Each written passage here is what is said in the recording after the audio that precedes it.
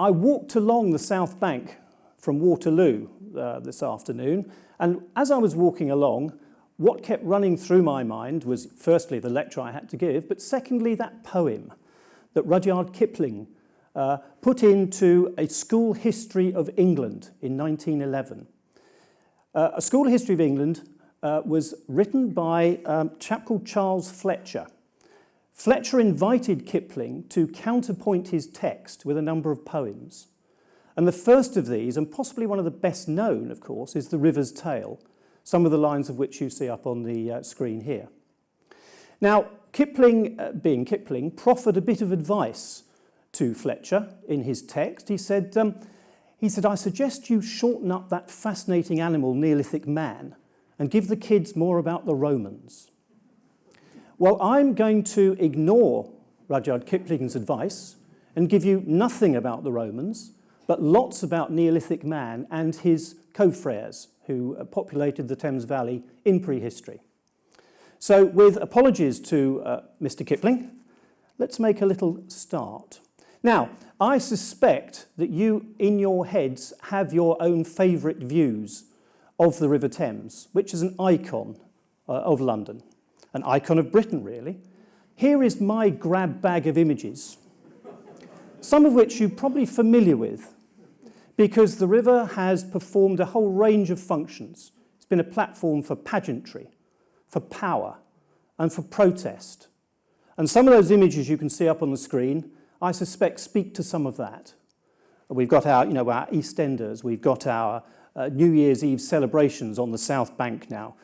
We've got Turners fighting Temeraire. We've got that iconic image of the German plane over the London docks. And of course, we've got those two gentlemen at the bottom right exchanging their views in the current sort of situation leading up to the referendum a month or two back. So those are sort of images that I have in my head when I think of the Thames, and I dare say you will have your own images. But there are some other images, other less iconic images, which have rather more resonance to what I want to tell you this afternoon. And I show them here. Now, back in 2014, the winter of 2014, we had lots and lots of flooding in the lower part of the Thames Valley. And here are some of the images which come from that. The one in the middle there, this image here, is the Thames at Shepperton in the winter of 2014. This lady is doing her shopping in Twickenham. She's just making her way to Waitrose out of the car park. The little dog is looking less than impressed. We've got Dawlish as well, of course. You'll remember the collapse of the main railway line down to Cornwall. And, of course, as usual, Private Eye stepped in with a view of the Drought Minister, or Environment Minister, visiting Somerset and inspecting the Somerset levels.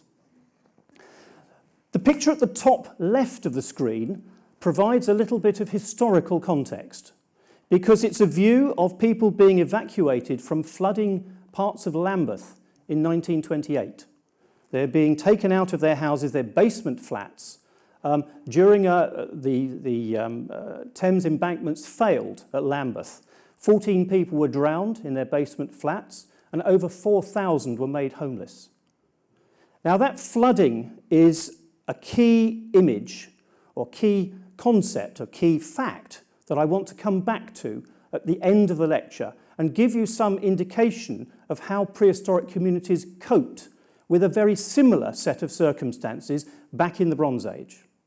So I want you to, if you will, keep those images in your mind's eye. We will return again at the end of the talk. Now, there are various ways of thinking about the Thames for a Londoner, and for a Londoner, I guess, and I would imagine that most of you are Londoners, I'm certainly a Londoner, you chart your way round the capital city with reference to the Thames. You're either a North Londoner or a South Londoner. There's no two ways about it. You live north of the river or you live south of the river. You work north of the river, you work south of the river. Try getting a South London cabbie to go north, or vice versa. And I always feel that the peculiar antipathy between Tottenham Hotspur and Arsenal football clubs stems from the fact that Arsenal started out as Woolwich Arsenal, a South London team who moved north of the river into Tottenham territory in 1913. So this North-South Divide is one that every Londoner will recognise. I can see one or two nods in the audience, so I'm not alone. But I say, I'm a proud South Londoner. Thank you. One or two cheers. So we've got a North-South divide, but I want to get you to think not in terms of just the North-South divide, but also an East-West divide, an upriver and a downriver, a non-tidal and a tidal Thames, because those are two key concepts which are absolutely crucial to our understanding of the way prehistoric communities viewed their river. And we'll come back again, as I come back to that at the end. Now, upriver. Here's a couple of images which, for me, sum up the upriver idyll, if you like. We've got that absolutely fantastic painting on the left of the picture, which is Boveney Lock's Sunday Afternoon by Edward Gregory. Gregory was not a fast painter, and this painting took him something like 15 years. He started off in 1882, and it was only finally exhibited in 1897. But to me, I can never see that picture without thinking of Jerome K. Jerome's Three Men in a Boat, which was 1889, I think, because it shows the Henrys and the Henriettas showing off out on the river on a Sunday afternoon. The chaps on the right of the slide, of course, are Eton College rowers. They're out on the river as part of the procession of boats, held every year on the anniversary of George III's birthday, June the 4th. The idea is they row out into midstream, stand up in their boats, bring their oars fully vertical, and then take their hats off and shake flowers into the river. And you can imagine the camcorders are whirring away, waiting for them all to go over. So those two images, for me, a sort of Sunday supplement rural idyll, could be taken to summarise the non-tidal river, the upriver Thames, upstream, as it were, of Teddington, as it now is. That's where the tidal head currently ends. And we'll come back to tidal heads a little bit later on. Downriver, the scene changes, the mood changes. And these two images, again, for me, best summarise the downriver river, the tidal river, the river of politics, of trade, of tragedy. Think of the Dickensian river, people out hauling suicides out of the riverbank, out of the river stream. The picture on the left of the screen is a fantastic picture too in its own right by Christopher Nevinson, simply called Winter 1928, and it's in this museum's collections. I'm not sure if it's actually currently on display, but it's a fabulous picture, one of a pair. This one was painted by Nevinson, as the title suggests, in 1928. And the painter says that he worked into this picture something that stuck in his mind. He'd been taken into London at the height of the Great Freeze of 1895.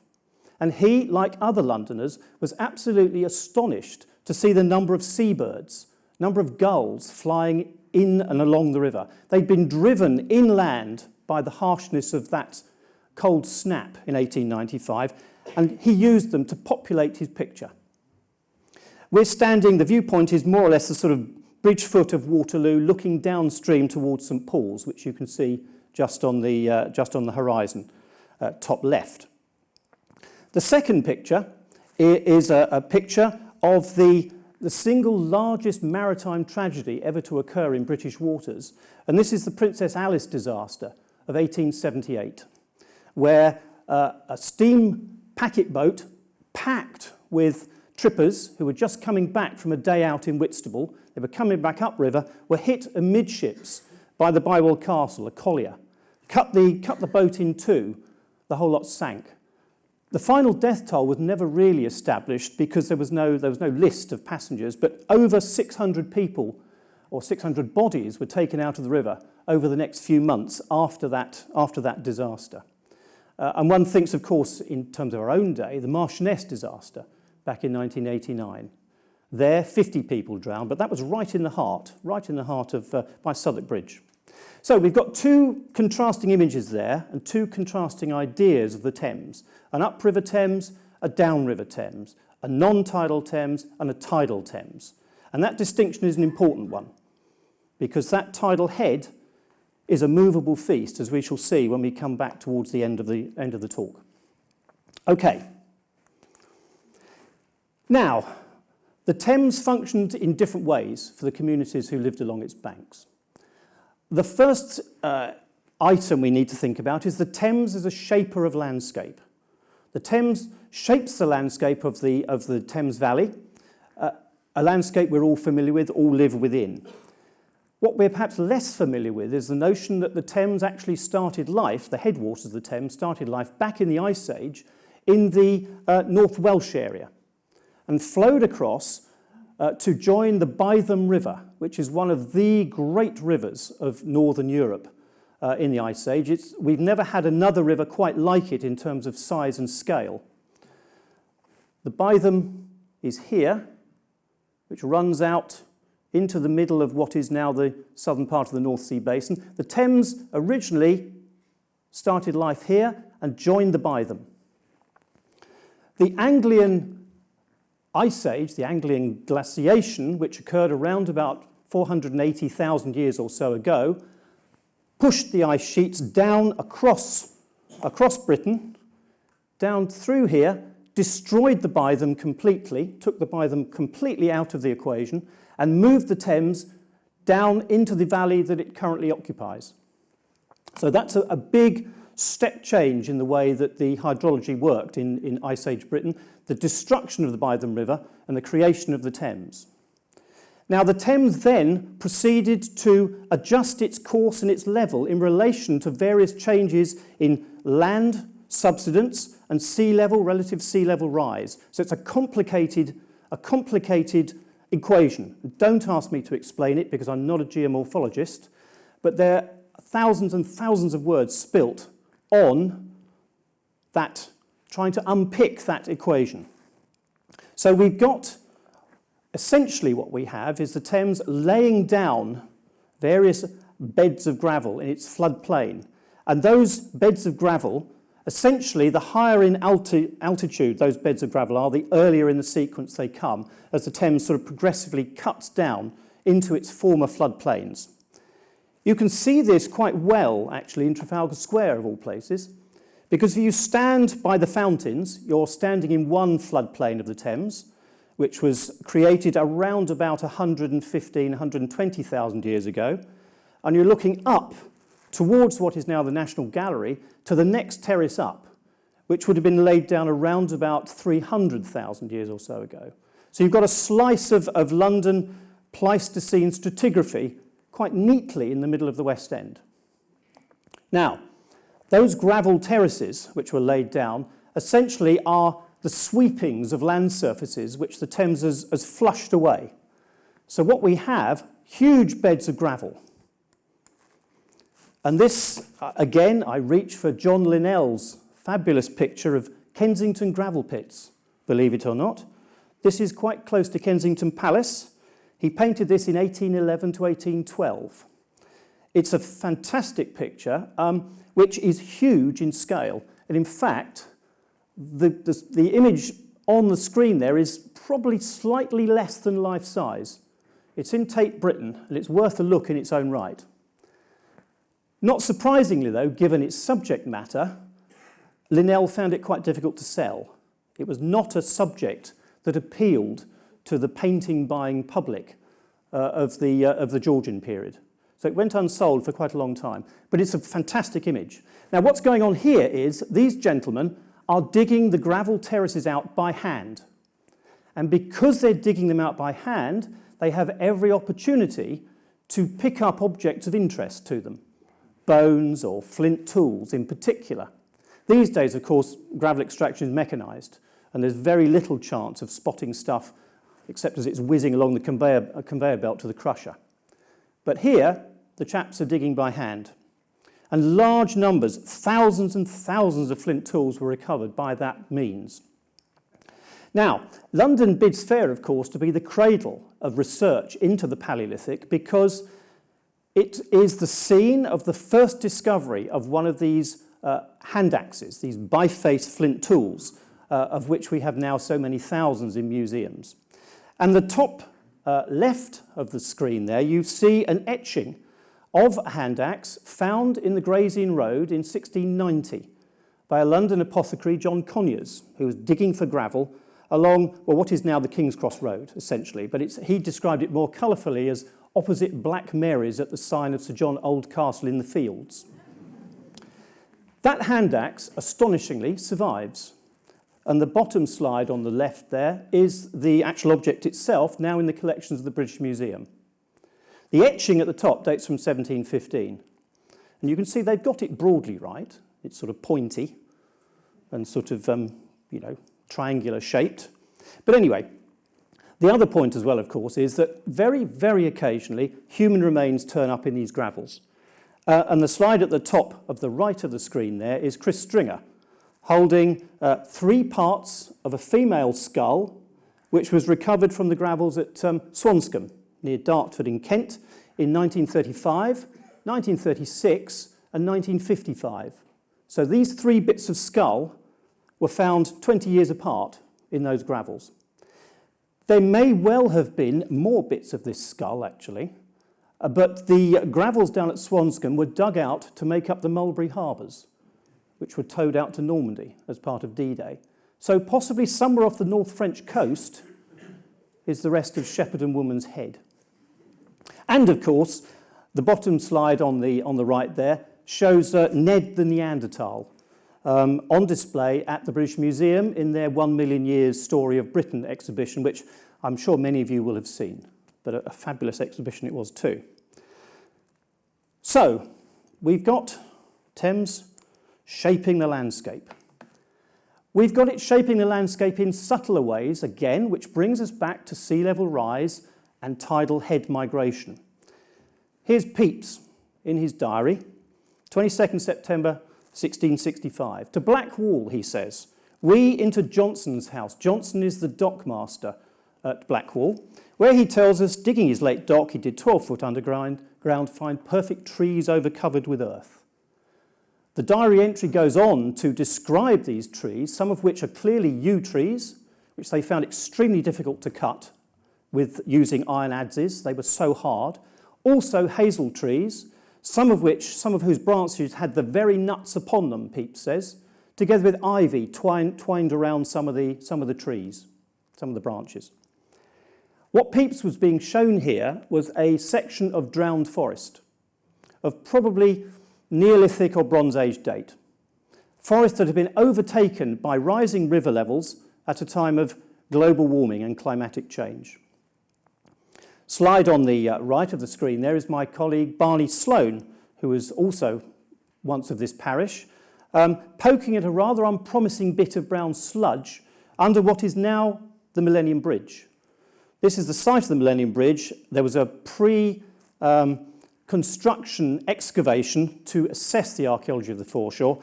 Barney's looking there at a small slice of another one of these bits of drowned forest. This one is composed of alder carr.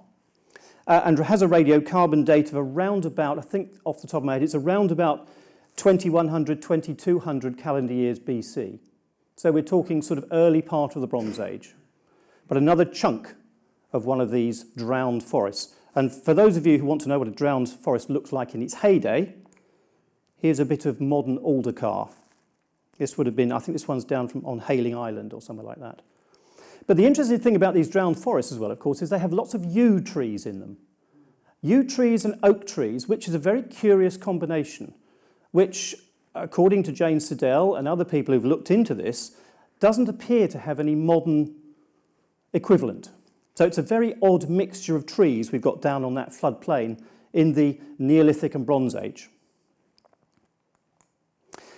Another way in which the Thames has changed its course, you can, by map progression, looking at old maps, you can very occasionally spot ways in which the Thames has changed in historic times, or even prehistoric times. Here we've got a slice of, this is the map of London, part of the map of London drawn by Jean Roch in the middle of the 18th century, about 1750, 1754. We've got the modern channel of the Thames running through here at Brentford. We've got Sion House there, but we've also got this little channel here running through. And that's a view from one of the planes coming into Heathrow. So it's very clear that there's something odd going on here.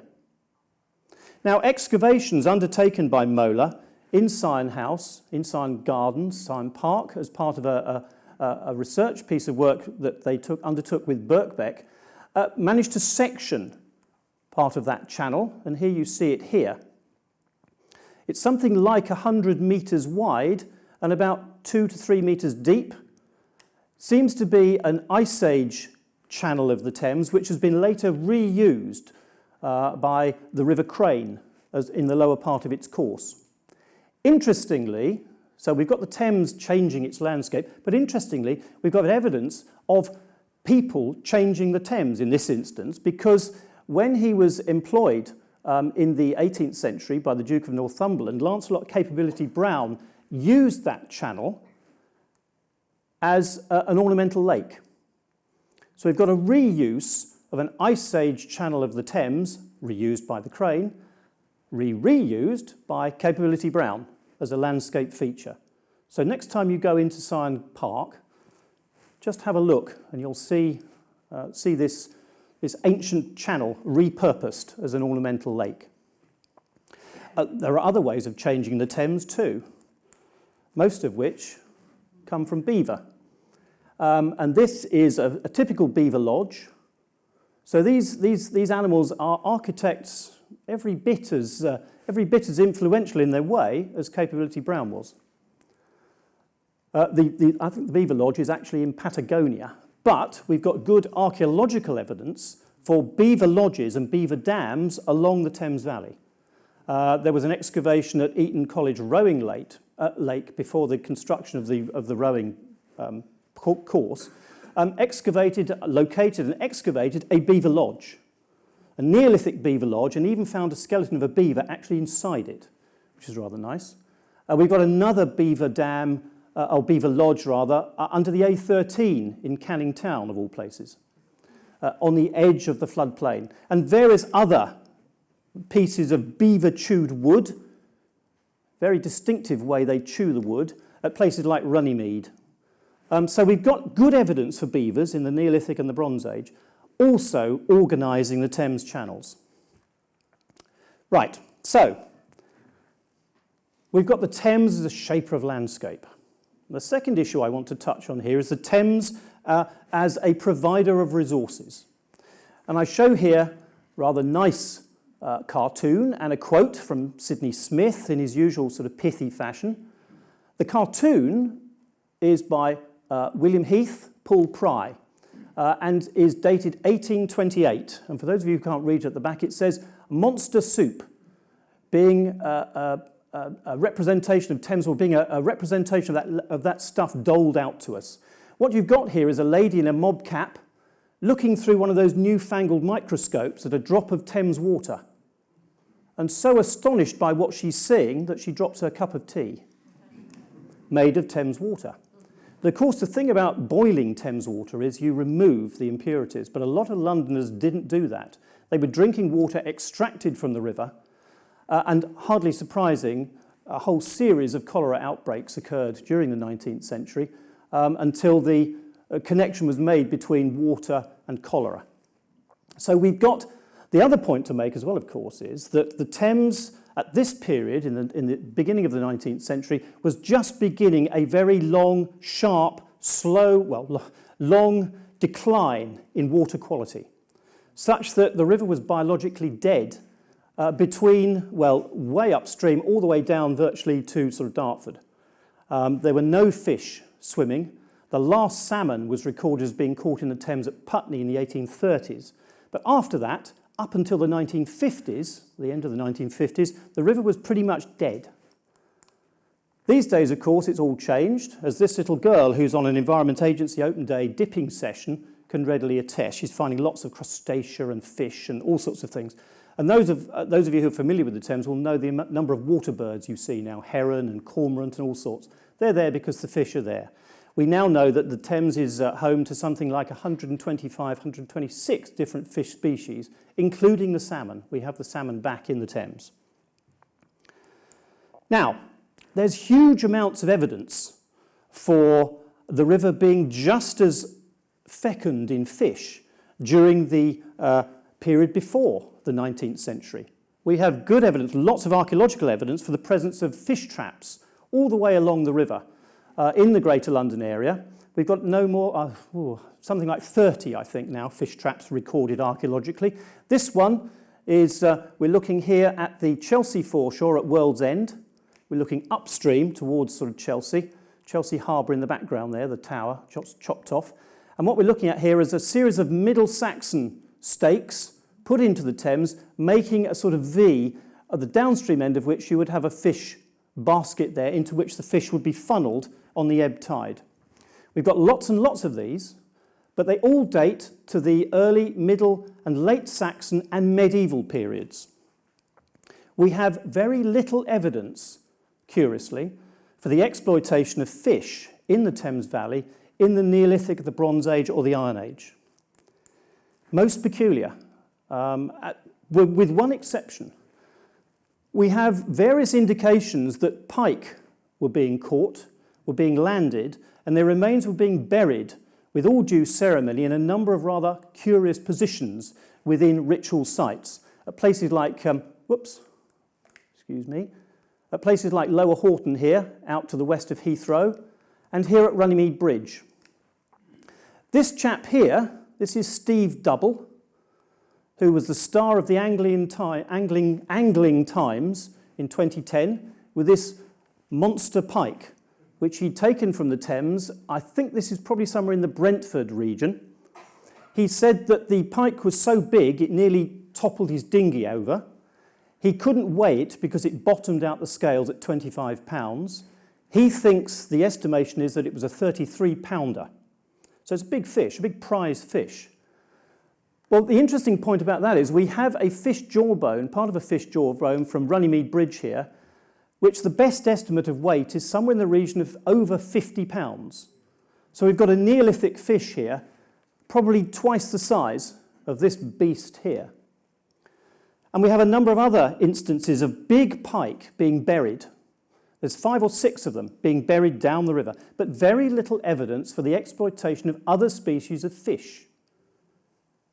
And there's a lot of argument at the moment as to why that should be. Was it taboo? Were you simply not allowed to catch fish in the Neolithic and the Bronze Age? Bear in mind that at this time, this would be a period where perhaps a lot of the local communities were putting their dead into the river. And if you've just put your granny in the river, then you don't want to be dibbling about trying to fish out the fish into whose body her spirit may have gone. So there could be taboo here.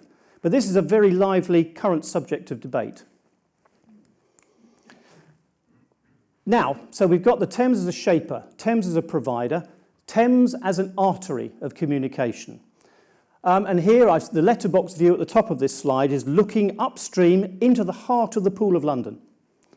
Here's City Hall on the left bank, Tower of London over there, and in the far distance beyond the Belfast is London Bridge. So we're looking right into the heart, the maritime heart of London as a world trading city. Now, if we go back in time, you would expect, would you not, to find lots of evidence for prehistoric shipping along the river. At the moment, we simply don't have it. This distribution map here, taken from a recent paper showing the distribution of sown plank boats and log boats, you can see that the Thames is largely free of such finds. It's a peculiarity, which we're still not really sure about why.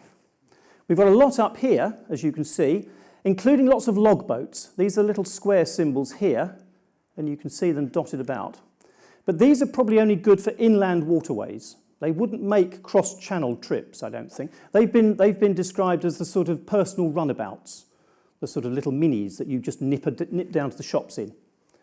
But we've got one down here, found in the Erith Marshes in the 19th century, which doesn't survive, unfortunately, but it was said to have had within it a Neolithic flint axe and a scraper.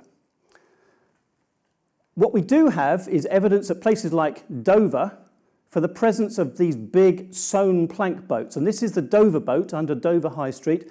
This would have been, well, at least the length of this stage, if not beyond. It could have held up to something like 70 people and all their gear, and was powered probably by paddles like this.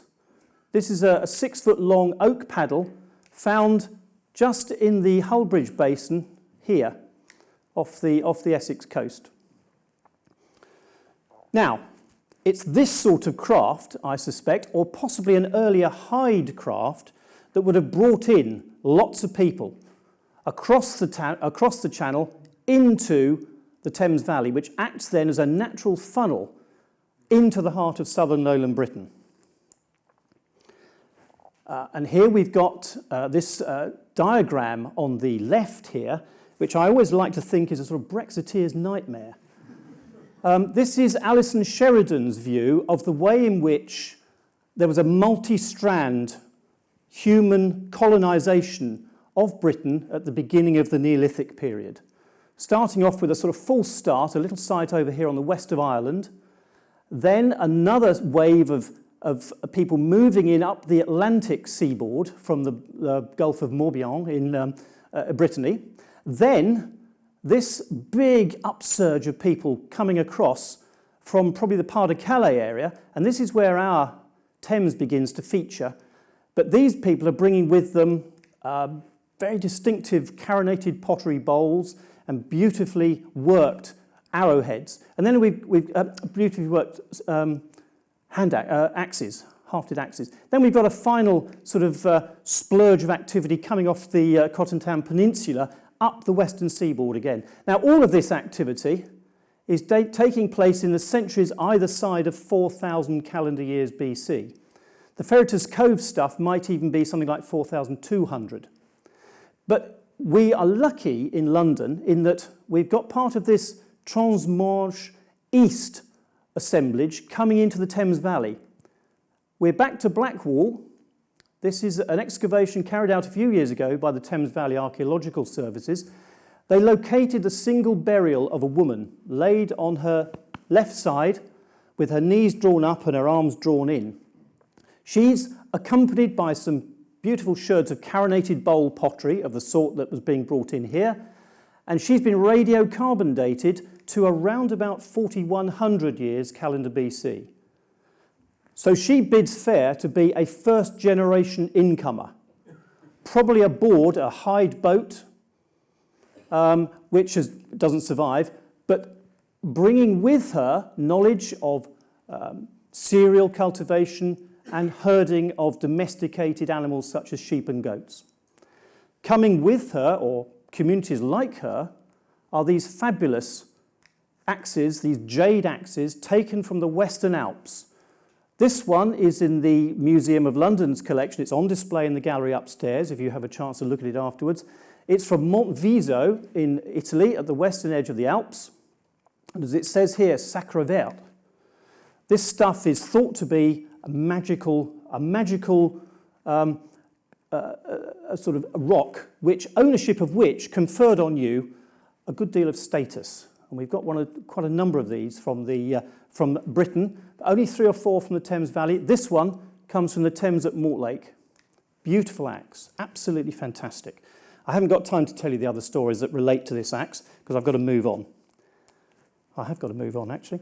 Right, artery of communication. We're now beginning to see, once around about sort of 3,600, 3,300 calendar BC, those early communities begin to spread out onto the fertile gravel terraces, such that we have massive communal monuments built out there. This one is an embanked avenue which runs for something like 4 kilometres under Terminal 5 at Heathrow, and which was excavated in advance of the construction of the airport, of the terminal. We've also got another woman burial here. This is at Shepperton. Here she is reconstructed, facial reconstruction. This woman looks as though she is what has become described being starting to be described as an isotopic alien. The chemical isotopes in her teeth suggest that she's not a Londoner. The amount of lead in her dentine suggests that she was brought up as a child in an area of high lead content in the groundwater. Pennines, Mendips, Derbyshire Peak, something like that, but not London. She's come in.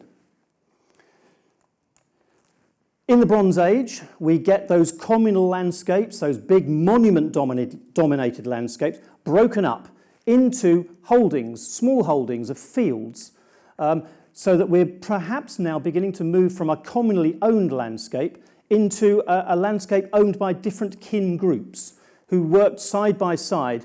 Each of these land holdings might have been a different family group, together with common land in the middle, and an artist's reconstruction of what that landscape might have looked like, which to modern eyes looks sort of reassuringly familiar. It looks like a piece of modern agricultural landscape. Perhaps it feels a bit bigger these days, with little sort of settlements dotted amongst them. And then we have a general move towards a sort of gathering together of people at the end of the Iron Age. And I show this particular slide, which is a favourite of mine. This is Caesar's camp at Heathrow, under the northern end of under the eastern end of the main northern runway at Heathrow. It was known on maps, Stukely on the top left there called it Caesar's camp, but on early maps it was called Shakespeare Hills, which Margaret Gelling suggests could well come from something like Shaftesbury, the robber's fort in Old English. So it looks as though Hounslow Heath had a dodgy reputation way back before the 18th century highwaymen were abroad. The other thing, of course, about arteries is the Thames is a major artery, but the tributary streams which join it are arteries in their own right. And we have a huge amount of evidence now for presence of hunter-gatherer communities in the valleys of the River Colne and the River Lee in particular. The Colne is the picture you see at the top there, sunset over Buckinghamshire, looking across the Colne Valley, rather nice pic. And down here at the Lee Valley, we've got a series of excavations undertaken. This particular one happens to be under Ford's Park Road in Dagenham.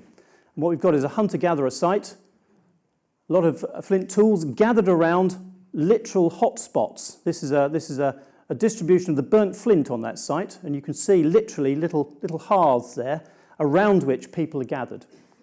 And I have got to move on. I'd love to do more, but I haven't got time. So we've got the Thames as a shaper, Thames as a provider, Thames as an artery, Thames as a boundary, as a barrier of physical and psychological presence. And here we reach straight away for Caesar, who records in the Gallic Wars fighting his way across a defended ford somewhere in the London region on his second expedition of BC 54. Fortified, the ford fortified by wooden stakes driven into the riverbed by the British tribesmen who he had to fight his way across, successfully as it turned out.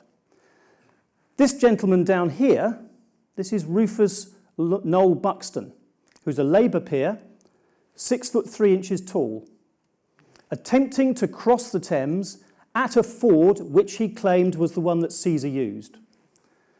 Houses of Parliament in the background. He's about to walk across, or attempt to walk across the Thames at low tide. Here's his stake boat out here with the red flag. He's 6'3" tall, and he reckoned at low tide the Thames is only 5'4" at midstream. Well, he miscalculated. He had to swim and was hauled out on the far side, and he said as he climbed out, panting, well, it must have been raining pretty freely in the Cotswolds the week before.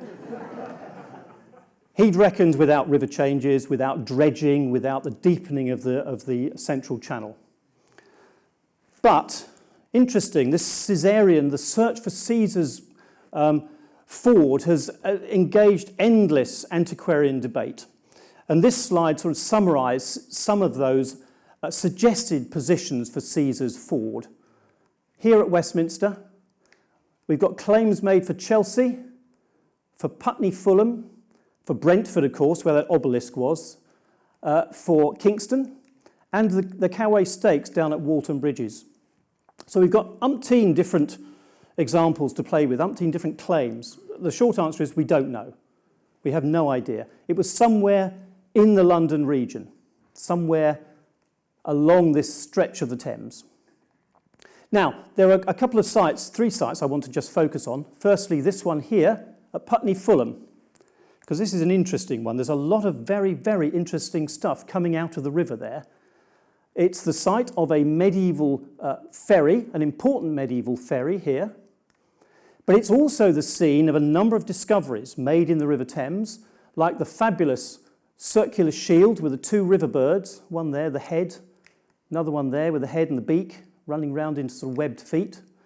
Various weaponry.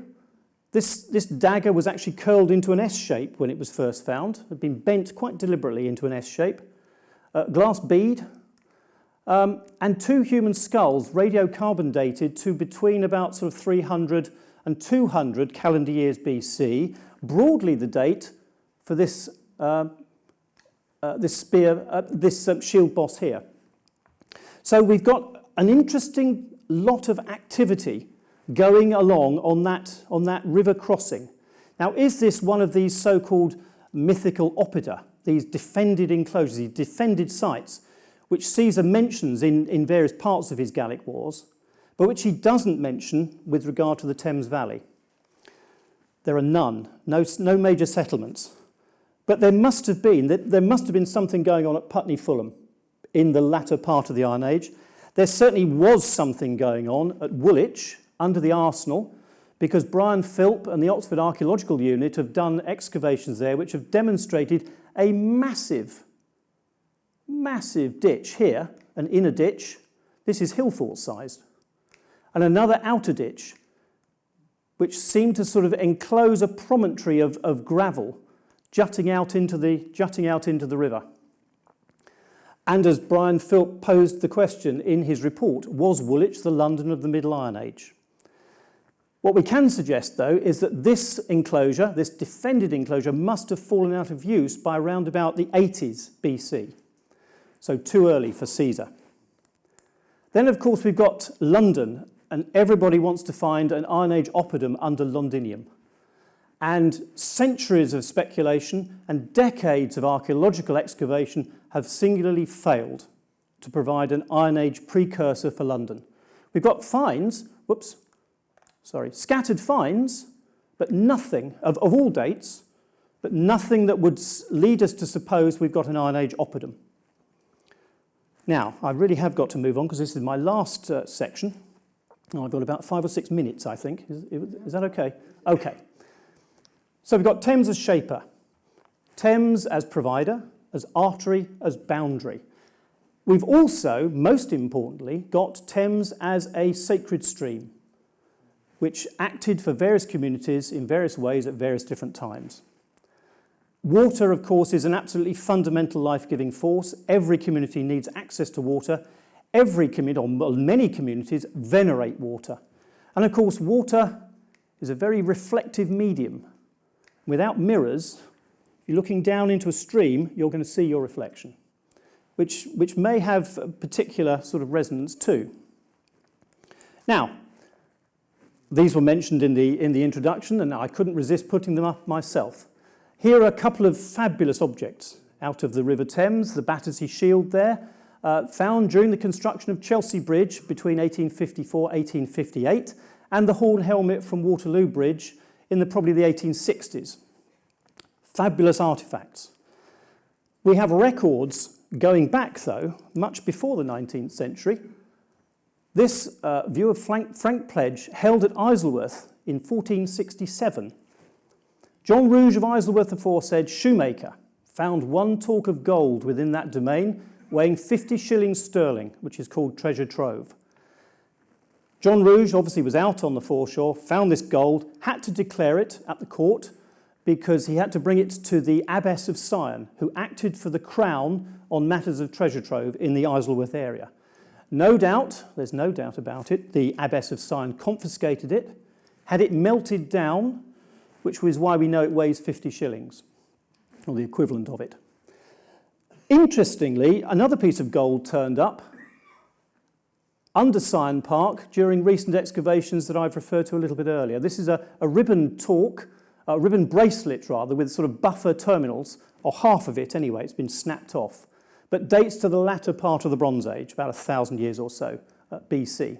So we've got a long history of this stuff, and we've got tons of it. And the Thames dominates distribution maps of prehistoric artifacts. Here, I'm almost at random. I've chosen a distribution map of antler mace heads, or antler mattocks. You can see the haul from the Thames compared to anywhere else. Absolutely astonishing. And it's the same for virtually any artifact class you care to mention. If you go upstairs into London before London Gallery, that river wall gives you a flavour of the quantities of material which have been recovered.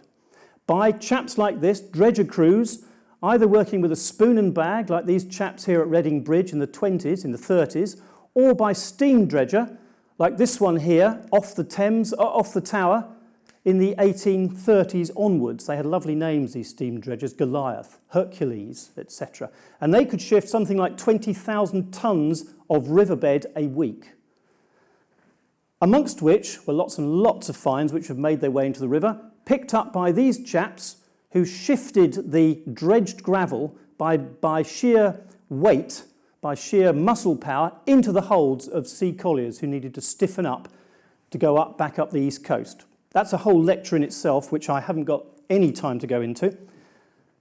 These days, of course, we have mudlarks who bring finds in as part of the Portable Antiquities scheme here, report them. A couple of fabulous objects. This one, beautiful banded rock, a Neolithic perforated mace head, probably dating to the middle part of the start of the 3rd millennium BC, something like that, but of a banded rock which we don't recognise. Is this Norwegian? Is it Northern Scottish? We don't know. Other finds brought in. Here's Andy Johansson, one of the Mudlarks, with a rather nice dagger in a wooden sheath, which we've had radiocarbon dated between 800 and 650 calendar years BC. Here it is, an X-ray. Here's another dagger scabbard that was brought in just a few months ago from Putney Bridge. The finder thought it was a Victorian bayonet scabbard and had given it a thorough scrub with a Brillo pad before bringing it in.